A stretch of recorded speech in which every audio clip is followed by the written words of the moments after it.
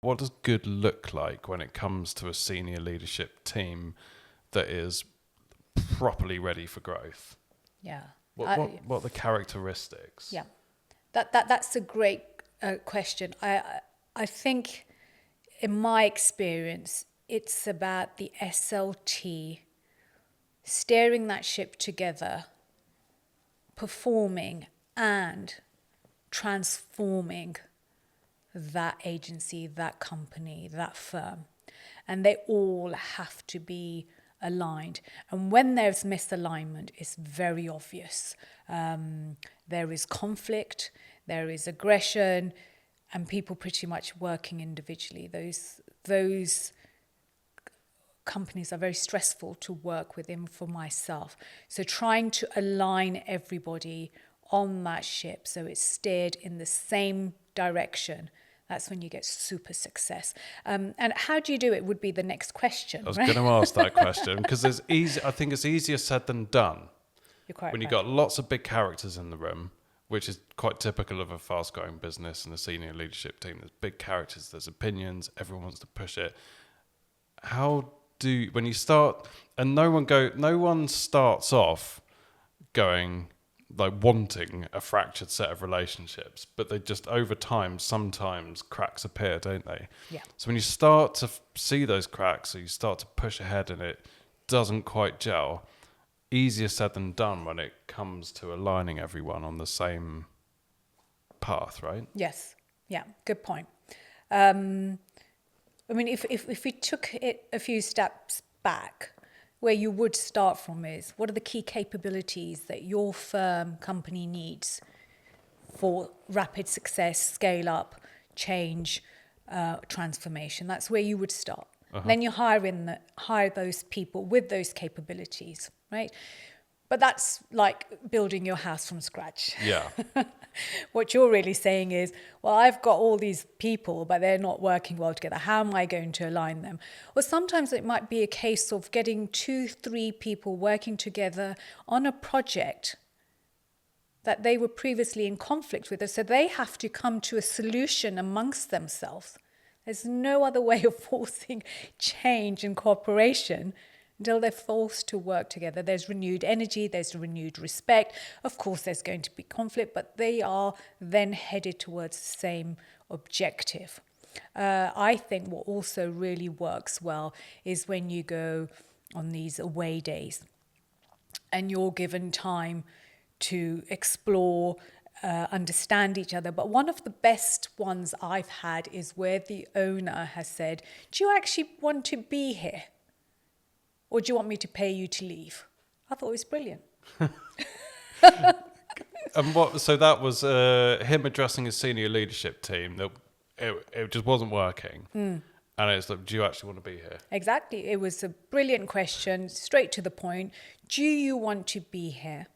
And why do you want to be here? Because he wanted to know if they were aligned to the success of the company and where it needs to be.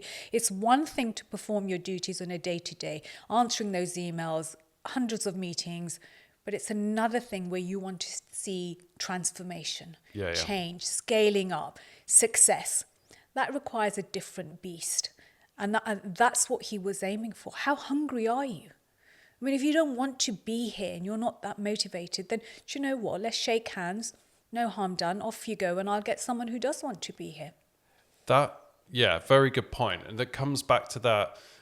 One of the next questions I was going to ask is, let's say you're progressing up the ranks, you want to get to a senior level.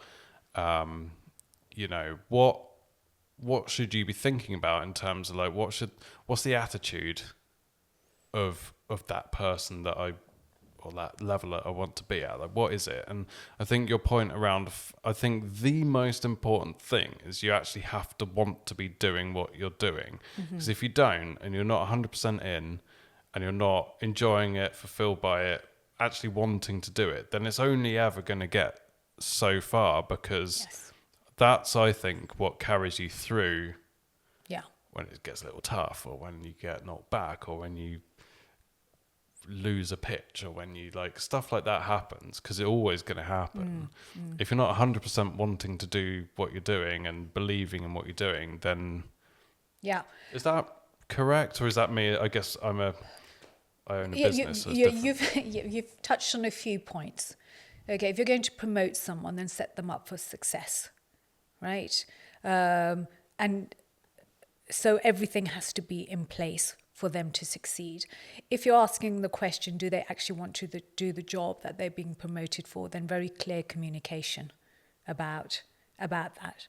Is this what you want? Do you think you can be successful? What does success look like for you? So it's very basic human psychology there. Are they motivated? Yeah. Right? Is that what they want? Does it tick their boxes as well as yours? And this goes back to alignment. Do you, as a firm, have the same values as the person that you're promoting? So these are very good questions that you can get direct answers from that person. And I think that's an area that's lacking for a lot of people who are busy, scaling, working all the hours. These are the things that get forgotten. Those simple conversations, and even the simple things like acknowledging that a good job was done.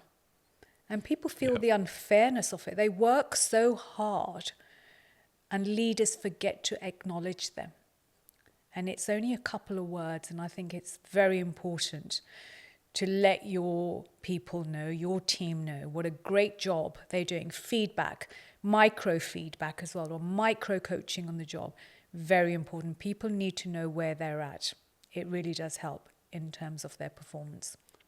By micro coaching, do you mean jumping on things in the moment and not like big bits of formal feedback, but going, okay, well, let's have a little think about what happened in that meeting. How could we possibly have gone into that better? Or like in the moment, quote unquote, live feedback. Is that what you mean? That's exactly what I mean. I think a lot of it's got lost since COVID. People are working from home, not coming into office much, especially the youngsters who need that nurturing. You know, I have an example of where someone was on the phone to a client. They had come into the office. They were on the phone to a client and was saying, okay, yes, I'll do my very best to do what you required. I'm quite busy. I've got a lot of other clients, but I will get back that. Now, luckily, the manager was hovering and said, what do you think you conveyed to the client? She said that I'm busy, but I'm going to do the best for them to make them feel important. He said, no. You just made them feel unimportant, saying that you've got loads of clients, I'm going to shove you in there somewhere. So I loved that because within 1 minute, not only was he able to catch that moment, but was able to transform that moment with micro feedback and micro coaching. That young person was reminded that how important that client is. So that's basically... That's really interesting. Yeah. Yeah, I love that. I love that. I don't think it's... I don't think training is a thing that...